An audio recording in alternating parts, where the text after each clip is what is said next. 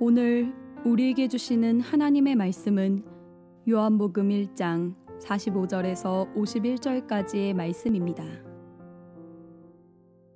빌립이 나다나엘을 찾아 이르되 모세가 율법에 기록하였고 여러 선지자가 기록한 그 일을 우리가 만났으니 요셉의 아들 나사렛 예수니라. 나다나엘이 이르되 나사렛에서 무슨 선한 것이 날 수 있느냐. 빌립이 이르되 와서 보라 하니라. 예수께서 나다나엘이 자기에게 오는 것을 보시고 그를 가리켜 이르시되 보라, 이는 참으로 이스라엘 사람이라. 그 속에 간사한 것이 없도다. 나다나엘이 이르되 어떻게 나를 아시나이까. 예수께서 대답하여 이르시되 빌립이 너를 부르기 전에 내가 무화과 나무 아래에 있을 때에 보았노라. 나다나엘이 대답하되 랍비여, 당신은 하나님의 아들이시요 당신은 이스라엘의 임금이로소이다. 예수께서 대답하여 이르시되 내가 너를 무화과 나무 아래에서 보았다 함으로 믿느냐. 이보다 더 큰 일을 보리라.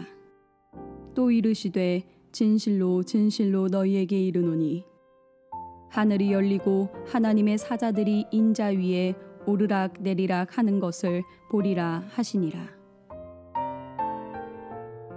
이는 우리에게 주시는 하나님의 말씀입니다.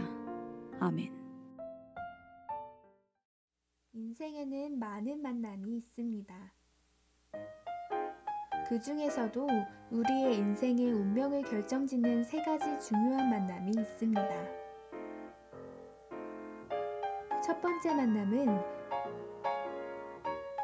따뜻한 품속과 눈동자로 만나는 사랑하는 부모님과의 만남입니다. 두 번째 만남은 서로 만나 사랑하여 부부가 되는 연인과의 만남입니다. 많은 사람들은 이 두 가지의 만남에서 행복해지기도 하고 불행해지기도 합니다. 그러나 인간이 생명을 얻고 평안을 누릴 수 있는 세 번째 만남은 바로 예수님과의 만남입니다. 당신도 예수님과의 만남을 통해 하나님의 사랑과 당신을 향한 놀라운 계획을 발견할 수 있습니다. 이 세 번째 만남으로 당신을 초대합니다. 세 가지 만남이라고 하는 영상을 함께 보셨는데 왠지 홍대 앞에 가서 젊은 연인들에게 전도하면 좋을 것 같은 그런 영상입니다. 실제로 전도할 때 쓰는 전도지에 많이 나오는 그런 내용입니다. 우리는 이 영상을 보면서 저거는 예수님 처음 믿는 전도 대상자들에게 하는 이야기지 이렇게 생각을 하지만 사실은 우리도 다시 한번 생각해 봐야 될 문제입니다. 예수님과의 만남, 진정한 만남이 있으면 우리는 참된 기쁨과 평안, 행복을 누리게 됩니다. 그러면 그 만남을 우리는 계속 주님과의 만남을 가지고 있는가? 다시 한번 점검해보는 그런 시간이 되었으면 좋겠습니다. 오늘은 하나님의 사람들 9번째 시간 나다나엘에 관한 말씀인데 거룩한 교제라고 하는 제목으로 함께 말씀을 나누겠습니다. 이 나다나엘의 생애를 연구해보면 나다나엘은 어떤 사람인가? 나다나엘이라고 하는 이름이 하나님의 선물이라는 뜻입니다. 하나님이 주셨다, 그런 뜻의 이름입니다. 나다나엘은 오늘 우리가 성경을 읽은 것처럼 예수님의 첫 번째 제자였던 빌립의 전도로, 가장 먼저 예수님을 제자가 되었던 빌립의 전도로 예수님의 제자가 됩니다. 갈릴리 가나 사람이었고 우리가 잘 아는 예수님의 12제자 중 하나인 바돌로메와 같은 사람입니다. 동일인입니다. 동일인. 베드로라는 이름과 게바라는 이름이 있었던 것처럼 이렇게 서로 다른 히라보식, 히브리어식 이름의 표현입니다. 그래서 바돌로메와 나다나엘은 같은 사람이다, 이렇게 우리 교회사적으로 그렇게 알고 있습니다. 예수님께서 부활하셔서 이제 물고기를 잡고 있는 제자들을 찾아가셨던 그 사건, 디베랴 바닷가에서 부활하신 주님을 만났던 그 제자 중에 또 한 사람이기도 합니다. 나다나엘은 특별한 사람인데 아랍 지역까지 가서 예수님의 복음을 전했고 또 심지어는 인도에까지 가서 주님이 그리스도시다라는 복음을 전한 것으로 아주 유명한 그런 사람입니다. 나다나엘은 어떤 사람인가? 예수님께서는 나다나엘을 이렇게 말씀합니다. 진실하고 마음에 간사한 것이 없는 참 이스라엘인이다. 오늘 말씀 47절에 그렇게 나와 있습니다. 오늘 말씀 47절을 우리가 함께 읽겠습니다. 예수께서 나다나엘이 자기에게 오는 것을 보시고 그를 가리켜 이르시되 보라, 이는 참으로 이스라엘 사람이라 그 속에 간사한 것이 없도다. 이스라엘 사람, 유대인이라고 하는 말은 그가 유대인의 율법을 지키는 사람이다 라는 뜻으로도 쓰입니다. 그런데 이 나다나엘은 하나님의 율법 앞에서도 순수하고 순전한 사람이었지만 그 중심이, 그 마음에 간사한 것이 없이 그 중심으로도 하나님을 섬기는 진짜 이스라엘 사람, 참 이스라엘 사람이었다. 예수님께서 그를 그렇게 평가하십니다. 그러니까 예수님을 만나기 이전에도 참으로 하나님을 잘 따르고 섬기는 그런 신앙인이었다, 그런 얘기입니다. 그런데 예수님을 만난 후에 예수님을 정말 진실하게 믿고 예수님을 사랑하고 예수님을 따르는 그런 제자가 되었습니다. 오늘 49절 말씀에 보면 이렇게 나와 있습니다. 우리 함께 읽겠습니다. 나다나엘이 대답하되 라삐여, 당신은 하나님의 아들이시요 당신은 이스라엘의 임금이로소이다. 여러분, 이 말씀을 잘 보세요. 신앙의 고백인데 아주 특별합니다. 왜 특별하냐 하면 베드로는 예수님과 함께 3년간의 공생애를 마치고 예수님 십자가에 달려 돌아가시기 직전에 주는 그리스도시요 살아계신 하나님의 아들이십니다 라고 신앙 고백을 했습니다. 그 신앙 고백을 한 뒤에 예수님 십자가를 가로막다가 사단아 내게서 물러가라라고 하는 그런 꾸중을 듣기도 했었죠. 베드로의 신앙 고백이 공생의 3년의 결과였다. 또 우리가 아는 또 유명한 신앙 고백이 있지요. 나의 주, 나의 하나님이시여. 누구의 고백입니까? 성경 공부를 좀 많이 하셔야 되겠네요. 도마의 고백입니다. 도마가 예수님의 부활의 소식을 듣고도 의심하다가 부활하신 예수님을 만나본 뒤에 내가 예수님의 손의 못자국에 옆구리의 창자국에 손을 넣어보지 않고는 내가 믿지 못하겠다. 그러다가 예수님을 만나본 뒤에 손과 옆구리에 손을 넣어봅니까? 안 넣어봅니까? 예, 넣었다는 분도 있고 안 넣었다는 분도 계신데 성경에는 넣었다는 말이 없습니다. 그러면 누가 그렇게 넣었다고 했느냐? 화가가. 예, 유명한 렘브란트의 그림에 보면 도마가 이렇게 예수님의 상처에 손을 넣는 장면이 있죠. 그건 렘브란트의 해석이고 진짜 성경에는 예수님 상처에 손을 넣지 않습니다. 예수님께서 너 넣어보고 나를 믿어라 라고 말씀하시니까 즉시 나의 주, 나의 하나님이여 하고 신앙 고백합니다. 그러면 이 도마의 신앙 고백은 예수님을 따라다닌 3년의 공생애를 지나고 예수님의 십자가의 죽음과 부활 이후에 부활하신 예수님을 만난 경험에 의한 그 결과로 드려진 신앙의 고백이었다면, 나다나엘의 신앙 고백은 처음으로 예수님을 만난 바로 그날 드려진 신앙의 고백입니다. 여러분, 특별하죠? 안 특별합니까? 뭐라고 고백합니까? 라삐여. 처음은 라삐로 시작합니다. 선생님이여, 당신은 하나님의 아들이시오, 당신은 이스라엘의 임금이로소이다. 놀라운 신앙 고백이 아닐 수 없다, 그런 얘기죠. 나다나엘은 예수님을 만난 그 첫날에 예수님께 이런 신앙 고백을 한 사람입니다.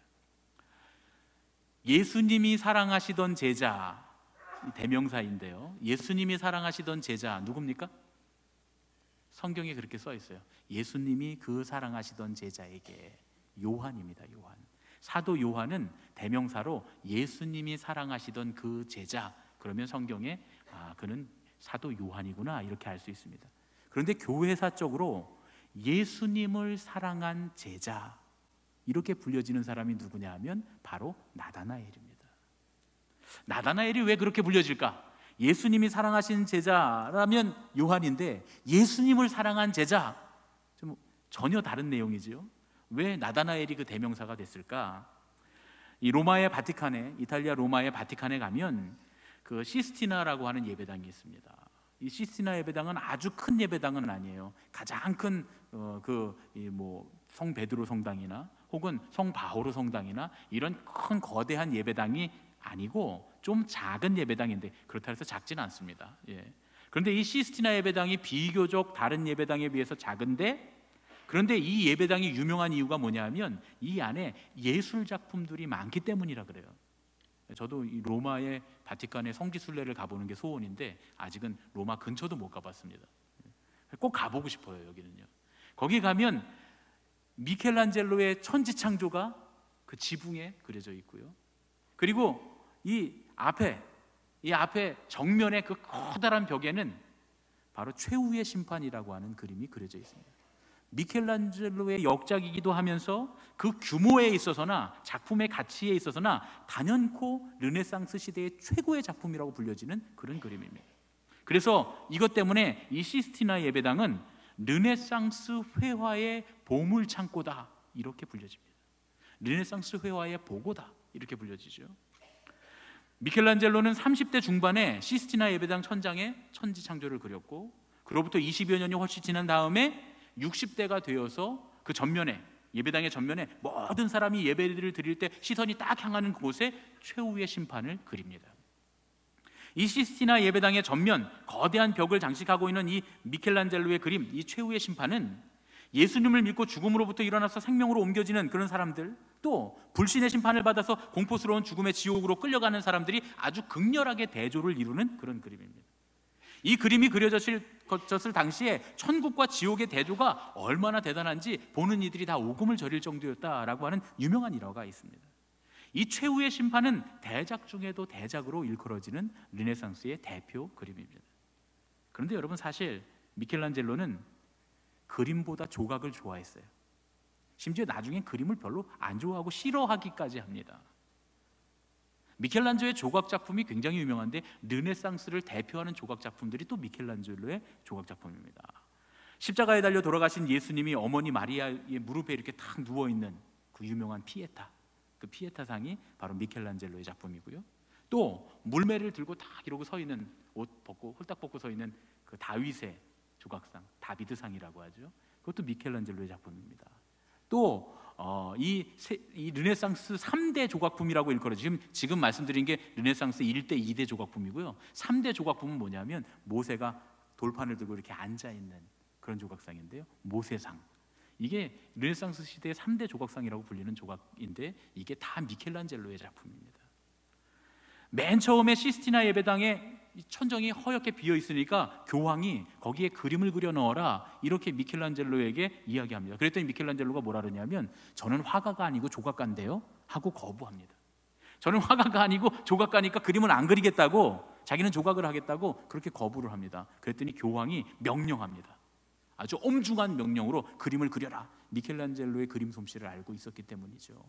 그가 조각가로도 세계 최고였지만 이 그림을 그리는 회화에 있어서도 세계 최고의 재능을 갖고 있다는 것을 알고 있었기 때문입니다. 그래서 그 교황의 명령에 어쩔 수 없이 자기가 좋아하던 조각을 다 포기하고 몇 년 동안 매달려서 그 천지창조의 그림을 그리게 됩니다. 그런데 이 시스티나 예배당이 길이가 40.9m라 그래요. 40.9m 꽤 길죠.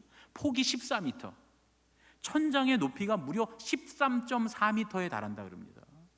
그러니까 이게 얼마나 크고 넓은 예배당입니까? 그 지붕 전체, 천장 전체의 그림을 그리는 일은 굉장히 힘들었다 그래요.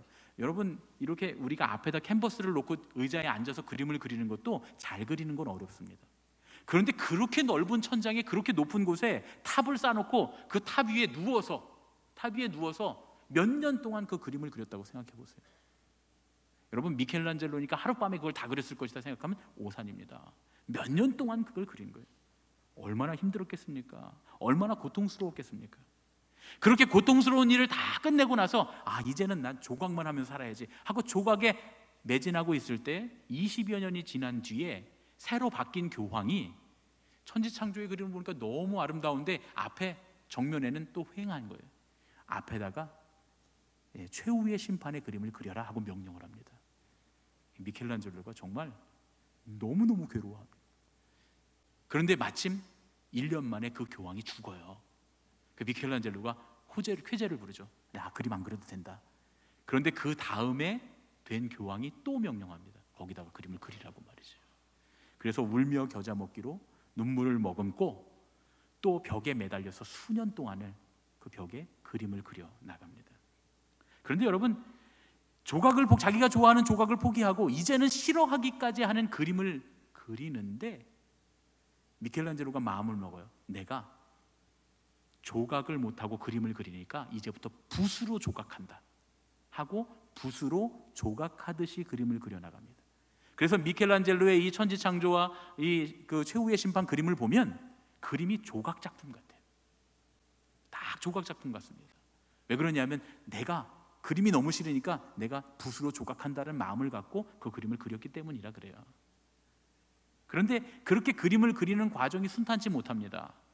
지금은 누구나 보면 가서 야, 세계 최고의 작품, 가장 위대한 작품이라고 하면서 그 그림을 보지만 그 그림이 그려질 당시의 사람들은 거룩한 예배당에 사람들이 뻘거벗고 서 있는 거 그려놨다고 그렇게 미켈란젤로를 비난했다 그래요. 여러분 생각해 보세요. 하나님이 천지를 창조하시고 사람들을 만드셨을 때 옷을 입혀서 만드셨습니까? 아니죠. 하나님의 나라는 지금 가면 우리가 입는 것처럼 넥타이 매고 이렇게 양복 입고 다닐 거라고 여러분 착각하시면 안 됩니다. 하나님이 만드신 가장 아름다운 창조물은 우리의 몸이에요. 그렇죠? 그러니까 당연히 미켈란젤로는 하나님의 나라를 그릴 때 이 최후의 심판과 천지창조를 그릴 때 모두를 나체로 그렸습니다. 그래도 예의상 가릴 곳은 좀 가려줬어요. 이게 일반 조각 작품하고는 다르게 이 성화 혹은 이 거룩한 조각 작품들은 가려줍니다. 그럼에도 불구하고 사람들이 사람의 알몸을 드러냈다고 마구 비난하기 시작합니다. 그러니까 그림을 그리는 과정도 고통스럽은데 거기다가 비난까지 들으면서 이 그림을 그려야 했다, 그런 얘기죠. 그런 고통의 시간을 지내면서 미켈란젤로가 최후의 심판 어딘가에 고통스러운 자기의 얼굴을 그려놓습니다. 르네상스 회화의 압권이라고 불리는 최후의 심판. 하지만 이 그림의 진짜 압권은 뭐냐? 정말 젊고 아름다운 예수님의 바로 아래 한 제자가 앉아있는 장면입니다. 근데 그 제자가 누구냐? 바로 나다나엘입니다. 나다나엘은 자기의 벗겨진 가죽을 들고서 예수님 근처에 앉아 있습니다. 여러분 보세요. 예수님 보면 예수님 왼쪽에 바로 아래에 누군가 사람 가죽을 하나 이렇게 들고 예수님을 쳐다보면서 바라보고 있잖아요. 앉아 있잖아요. 저 사람이 바로 나다나엘입니다. 그리고 저 벗겨진 가죽의 얼굴이 바로 미켈란젤로의 얼굴입니다. 얼마나 힘들고 괴로웠는지 저기다가 순교한 순교자의 살갗에 자기 얼굴을 그려놨어요. 왜 저렇게 그림을 그려놨을까? 미켈란젤로는 가장 끔찍하게 순교당한 순교자, 예수님의 제자의 얼굴에 자기 얼굴을 그려놓고 싶었던 거예요. 이 그림 안에 자신의 얼굴을 그려넣었는데 바로 가장 끔찍하게 죽임당한 순교자 나다나엘의 벗겨진 얼굴 가죽에 자신의 얼굴을 그려 넣었던 것입니다. 미켈란젤로는 자기가 그린 이 그림 안에서 조각가로서 한 인간으로서 죽음을 맞는 것 같은 고통을 받았다고 생각한 것 같아요. 이게 제 해석입니다. 그러니까 그 벗겨져 죽은 그 얼굴에 자기 얼굴을 그린 거예요. 내가 이 그림을 그리는 과정이 이렇게 고통스러웠단 말이죠. 그래서 가장 고통스럽게 순교한 제자의 모습에 자기의 얼굴을 그려넣었는데 그렇게 선택된 사람이 바로 나다나엘이었습니다. 나다나엘은 복음을 증거하다가 가장 잔혹하게 순교했다고 전해지는 사람입니다. 나다나엘이 아랍 지역과 인도까지 가서 복음을 전했다는 말씀을 제가 앞에 드렸어요. 이 예수님을 전하기 위해서 아랍 지역과 인도까지 갔는데 특별히 아르메니아 지역에 갔을 때 복음을 전하다가 아르메니아 지역의 사람들에게 붙잡혀서 온 몸의 가죽이 산채로 벗겨지는, 여러분 죽어서 가죽이 벗겨진 게 아니라 가죽이 벗겨져서 죽임을 당한 그런 형벌을 받았습니다. 이런 형벌을 흔히 박살이라고 합니다. 여러분 박살났다 이런 얘기 들어보셨죠? 내가 너를 박살낸다 이런 얘기 절대 하시면 안 됩니다. 이게 얼마나 끔찍한 얘기인지 몰라요. 내가 너를 박살낸다는 얘기는 가죽을 벗겨서 죽이겠다 이런 얘기거든요. 아주 끔찍한, 가장 고통스러운 형벌입니다. 나다나엘은 말 그대로 박살을 당한 순교자였습니다. 자신의 몸을, 단어 그대로 자신의 몸을 산제사로 주님께 드렸던 예수님을 사랑하는 제자였습니다. 그래서 기독교 역사 가운데 주님이 사랑하시던 그 제자는 요한이라면 주님을 사랑한 그 제자는 바로 나다나엘이다, 이렇게 일컬어졌던 겁니다. 그런데 여러분 처음부터 나다나엘이 예수님을 주님으로 인정한 건 아니에요. 분명히 나다나엘이 예수님을 만난 그 첫날에 예수님을 주님으로 인정했지만 그러나 맨 처음부터는 아니었다, 그런 얘기예요. 오늘 우리가 읽은 요한복음 1장 45절부터 46절 말씀을 한 번 더 읽어보겠습니다. 빌립이 나다나엘을 찾아 이르되 모세가 율법에 기록하였고 여러 선지자가 기록한 그 일을 우리가 만났으니 요셉의 아들 나사렛 예수니라. 나다나엘이 이르되 나사렛에서 무슨 선한 것이 날 수 있느냐. 빌립이 이르되 와서 보라 하니라. 여러분 보세요. 저기 처음에는 나사렛에서 무슨 선한 것이 날 수 있느냐 하고 주님 무시합니다. 저기 옆에 보면 그 나다나엘의 동상이거든요. 바돌로메의 동상인데 가만히 보시면 살에 가죽이 없습니다. 근육하고 뼈만 나와 있어요. 이 나다나엘이 그렇게 순교당했기 때문에 저렇게 동상을 만들어 놓은 거예요. 그런데 저렇게까지 순교했던 나다나엘이 처음부터 예수님 믿은 거 아닙니다. 뭐라고 그럽니까? 나사렛에서 무슨 선한 것이 날 수 있어 하고 예수님 무시합니다. 예수님의 첫 번째 제자였던 빌립이 나다나엘을 찾아와서 우리가 예언된 구세주를 만났는데 그가 바로 나사렛 예수십니다 라고 말했더니 나다나엘이 대번에 나사렛에선 선한 것이 날 수 없다고 예수님을 무시합니다. 그런데 그런 나다나엘이 예수님을 즉시 하나님의 아들이요 이스라엘의 임금님으로 인정하고 주님을 따르는데 저렇게 순교를 당하기까지 예수님을 사랑하고 예수님을 따르는 순전한 사람이 되었습니다. 자기의 몸을 심지어 산제사로 주님께 드릴 정도로 주님을 사랑한 그런 제자가 되었습니다. 어떻게 그렇게 될 수 있었을까? 왜 이런 일이 일어났을까? 어떻게 저 나다나엘은 주님을 그렇게 사랑할 수 있었을까? 그 비밀은 오늘 예수님과 나다나엘이 나눈 대화에 있습니다. 나다나엘은 예수님과 대화하고 난 뒤에 자기 자신의 태도를 180도로 바꿉니다. 예수님께서 나다나엘에게 무슨 말씀을 하셨길래 그가 태도가 바뀝니까? 예수님 뭐라고 말씀하셨죠? 네가 무화과 나무 아래에 있을 때 내가 보았다. 이 말씀 한마디 하십니다. 네가 무화과 나무 아래에 있을 때 내가 너를 봤어. 그 한마디에 나다나엘은 180도 바뀐 인생을 살게 됩니다. 그러면 도대체 무화과 나무 아래가 어디길래, 무화과 나무 아래서는 어떤 일이 있었길래 그 한마디에 나다나엘은 완전히 바뀐 사람이 되었을까? 나다나엘이 무화과 나무 아래서 하나님과 어떤 대화를 했는지 성경은 우리에게 아무런 말씀도 전해주지 않습니다. 나다나엘은 간증도 안 해요. 이 일이 어떻게 일어났는지 요한도 우리에게 알려주지 않습니다. 그런데 한 가지 확실한 사실이 있어요. 나다나엘이 무화과 나무 아래에 있을 때 주님을 만났다는 거예요. 그리고 그 사실을 나다나엘도 알고 있었다는 겁니다. 내가 무화과 나무 아래에서 주님을 만났다라고 하는 사실을 알고 있었기 때문에 주님께서 내가 너를 무화과 나무 아래에서 만났다라고 말씀하실 때 아, 주님이시구나 하고 알게 되었다는 거죠. 얼마 전에 미국에서 제 친구 목사님 중에 한 분이 이제 오랜만에 한국에 들어왔습니다. 정말 오랜만에 한국에 들어왔어요. 그래서 이제 오랜만에 친구 목사님들이 좀 모여서 함께 모여서 식사도 하고 차도 마시고 아주 밤늦게까지 이런저런 얘기를 나눴습니다. 그런데 몇 명 모여서 얘기를 하다 보니까 25년 전에 우리가 처음 신학교 들어가서 그래서 막 학교 다니고 있을 때 막 3학년 때 뭐 이럴 때 기숙사 하고 이럴 때 그때 얘기를 좀 나누게 됐습니다. 그러다 이제 한 친구 목사님이 제 얘기를 이제 하게 됐는데 기숙사에서 살던 얘기, 같이 기숙사에 살던 목사님인데 같은 방에 살았는데 매일 하루도 빠지지 않고 제가 잠자기 전에 침상에서 성경을 읽고 기도를 했다는 거예요. 제가 중학교 1학년 때부터 그 습관을 갖고 있었습니다. 중학교 1학년 때 중고등부 수련회에 가서 은혜를 받은 다음부터는 매일 저녁 성경을 읽고 기도하고 자는 습관이 있었어요. 그래서 저는 중고등부 수련회 우리 어린이들 성경학교가 굉장히 중요하다고 생각합니다. 거기서 사람의 인생이 바뀔 수도 있어요. 그래서 제가 그렇게 평생을 그렇게 해왔는데 우연히 기숙사에서 그렇게 어느 날 성경을 읽고 기도하고 그러던 제가 그냥 자더라는 거예요. 그 친구가 이상하다. 왜 맨날 성경 읽고 기도하더니 오늘은 그냥 자나? 라고 생각하는 순간 벌떡 일어나더래요. 벌떡 일어나더니 성경을 다 읽더니 기도를 하더니 또 자더라는 거예요. 근데 저는 사실 자주 있는 일이었습니다. 왜냐하면 성경 읽고 기도하지 않으면 자다가도 깨서 일어나서 했습니다. 그래서 그게 제 습관이었어요. 제가 그때 말씀 읽고 기도하는 내용이 늘 뭐였냐면 하나님, 오늘 말씀 가운데 나에게 나타나 주신 하나님, 이 하나님 말씀대로 내가 살게 해주세요. 그리고 주님의 뜻을 내가 온전히 깨닫지 못했다면 꿈에라도 나타나셔서 주님의 뜻을 깨닫게 해주십시오. 그게 제 기도 제목이었거든요. 그래서 정말 자다가 깜짝 놀라서 일어나서 성경 읽고 기도했던 적이 여러 번 있습니다. 만일 하나님께서 이전에 저한테 오셔서 내가 주님이다, 내가 예수니라 이렇게 주님이 말씀하신다면 저는 의심할 거예요. 요즘 이단들이 하도 많으니까 말이죠. 이분이 진짜 주님이신가? 아니, 귀뚱으로도 안 들을 것 같아요. 이단들이 하도 많으니까 저것도 이단 중에 하나겠구나.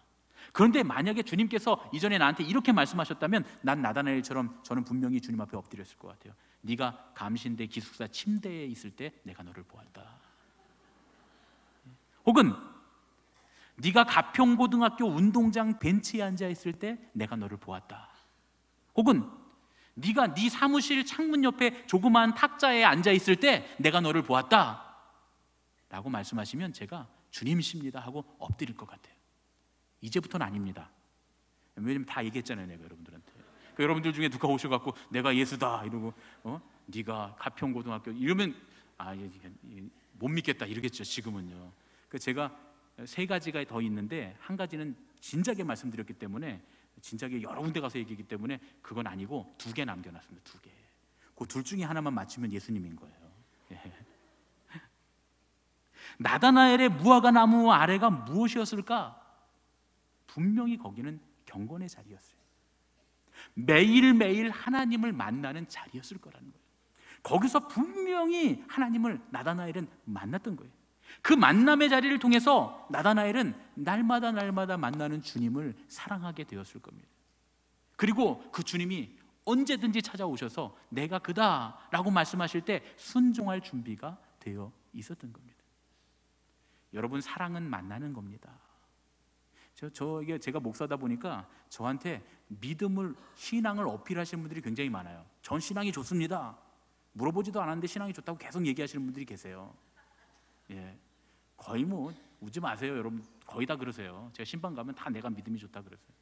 그런데 하나님을 그렇게 사랑한다고 하는데 하나님 안 만나면 거짓말입니다. 근데 우리가 대충 보면 알아요. 저분이 하나님 만나고 있는지 못 만나고 있는지 대충 보면 압니다. 사랑은 만나는 거예요. 하나님을 만나는 게 하나님 사랑하는 거예요. 그런데 중요한 건 하나님을 만나면 하나님을 사랑하게 되고 하나님을 사랑하면 순종하게 됩니다. 그리고 하나님을 순종하면 그 순종은 더 깊은 사랑으로 우리를 인도합니다. 이것이 하나님과의 만남의 비결입니다. 헐버트 웰스라고 하는 사람이 쓴 대주교의 죽음이라고 하는 소설이, 단편소설이 있는데요. 그 내용이 어떤 거냐면 이 대주교가 매일 5시만 되면, 오후 5시만 되면 성당에 들어가서 정확하게 1시간씩 기도를 하는 거예요. 아주 오랜 시간 동안 해온 습관이었습니다. 내용이 거의 비슷했어요. 하나님 아버지, 이 종이 기도합니다. 종의 기도에 응답하여 주십시오. 여느 때처럼 이날도 정확히 오후 5시에 들어가서 이제 1시간 동안 기도하려고 성당 안에 들어가서 앉아서 기도하기 시작합니다. 하나님 아버지, 이 종이 기도합니다. 종의 기도에 응답하여 주십시오. 그런데 바로 그 순간 하늘에서 아주 크고 위험 있는 많은 물소리 같은 하나님의 크신 음성이 들려옵니다. 내가 너의 기도를 듣고 있노라. 무엇이든지 말하거라. 깜짝 놀란 주교가 심장마비로 죽고 맙니다. 이게 그 소설의 내용이에요. 여러분, 이 얘기가 우리에게 뭘 말해주려고 합니까? 주교는 오랜 시간 동안 기도를 해왔지만, 매일매일 오랜 시간 동안 기도를 해왔지만 한 번도 진짜로 주님을 만났던 적이 없었던 거예요. 자기 주장과 자기 소원을 일방적으로 주님께 관철시키려고만 했지 정작 주님을 만나서 주님의 뜻을 따르려고는 하지 않았던 거예요. 매일 말씀을 읽고 기도하는 자리가 있었지만 그 자리는 그저 자기의 신념과 가치관을 재확인하는 자리에 불과했다. 그런 시간에 불과했다 그러는 거예요. 내가 이렇게 믿음이 있다고 하는 걸 사람들에게 보여주는 정도의 자리에 불과했을 수도 있습니다. 그래서 결국 진짜 주님을 만났을 때는 주님을 따르게 된 것이 아니라 죽어버렸던 거예요. 여러분, 예수님을 만나면 둘 중에 한 가지 일이 일어납니다. 내가 죽거나 예수님을 죽이거나.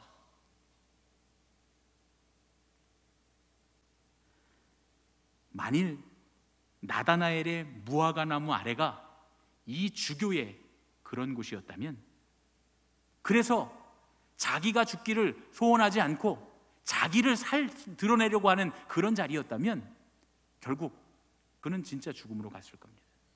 끝까지 나다나엘은 나사렛 사람 예수를 무시하고 제 갈 길로 가서 죽음의 길로 걸어갔을 겁니다.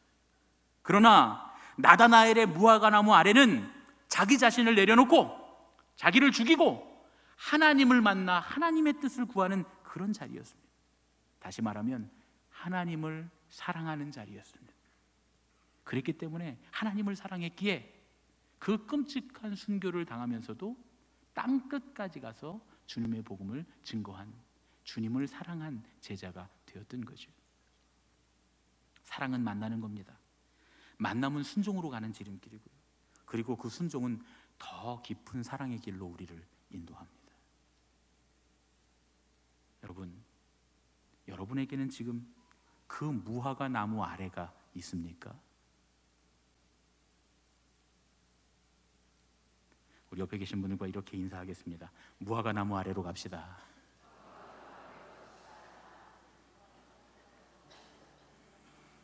할렐루야. 그 무화과 나무 아래로 가야 합니다. 주님을 만나야 합니다. 주님을 만나야 진짜 사는 길이 우리에게 열려 있고 하나님을 정말 사랑하는 길이 열려 있습니다. 그 인격적으로, 개인적으로 주님을 만나는, 나를 드러내고 내 거를 하나님께 간구하고 하나님께 강요하는 그런 경건의 자리에 탈을 쓴 이기적인 욕심의 자리 말고 진짜 주님을 만나고 주님을 받아들이길 원하는, 내가 죽기 원하는 그 무화과 나무 아래에 있을 때 우리는 언제든지 우리를 찾아오시는 주님을 만날 수 있습니다. 나다나엘이 단번에 첫 만남에서 주님을 자기의 임금, 하나님의 아들로 고백할 수 있었고, 그리고 평생 주님을 따라갈 수 있었던 이유가 바로 거기에 있습니다. 그에게는 무화과 나무 아래에 그 자리가 있었기 때문입니다. 무화과 나무 아래로 가는 저와 여러분 되시기를 예수님의 이름으로 축원합니다. 우리 내 삶의 이유를 함께 찬양하고 응원하고 기도하겠습니다.